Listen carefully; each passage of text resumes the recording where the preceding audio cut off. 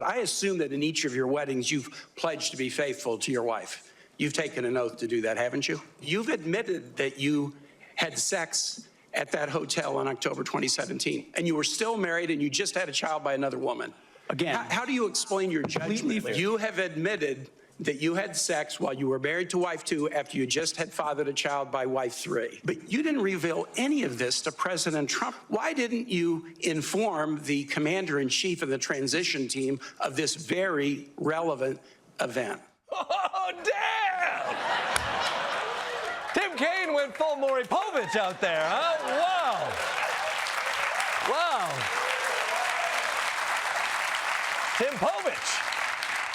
Although, come on, Tim, come on. You're asking why didn't Hegseth tell Trump about how many times he cheated on his wife? Maybe because if he did, Trump would high-five him so hard it would break both their hands.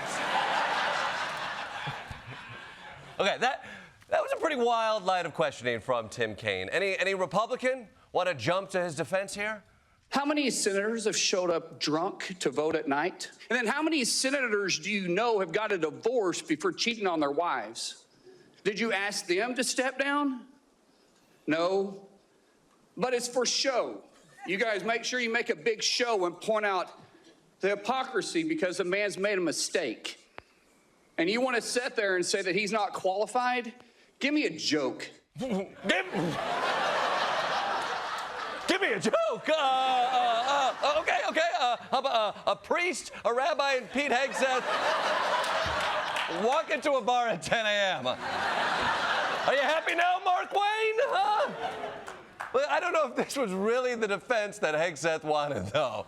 Look, we're all pieces of shit here. Let he without an Ashley Madison premium account cast the first stone. I'll tell you who else probably didn't appreciate that defense. The other senators. They probably got home and their wives were like, I saw Mark Wayne at the confirmation hearing today. He said that everyone in the Senate cheats on their wives. Honey, you can't trust Mark Wayne. He's confused. The man has two first names smushed together. It's insanity.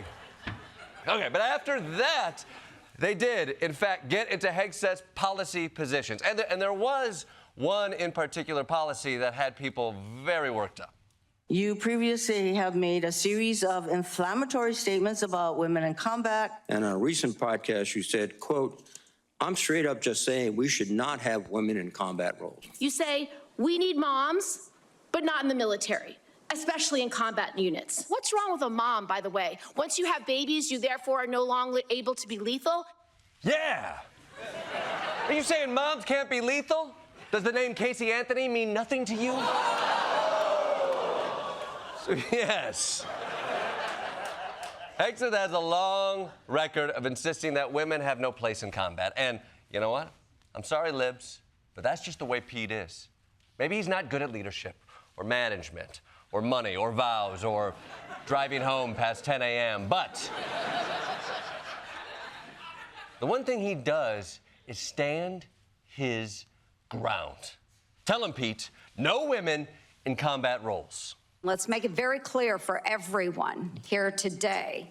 As Secretary of Defense, will you support women continuing to have the opportunity to serve in combat roles? Yes, women will have access to ground combat roles. From Washington, D.C., The Flash, apparently official, at 11:25 Standard Time, Pete Hegseth went woke.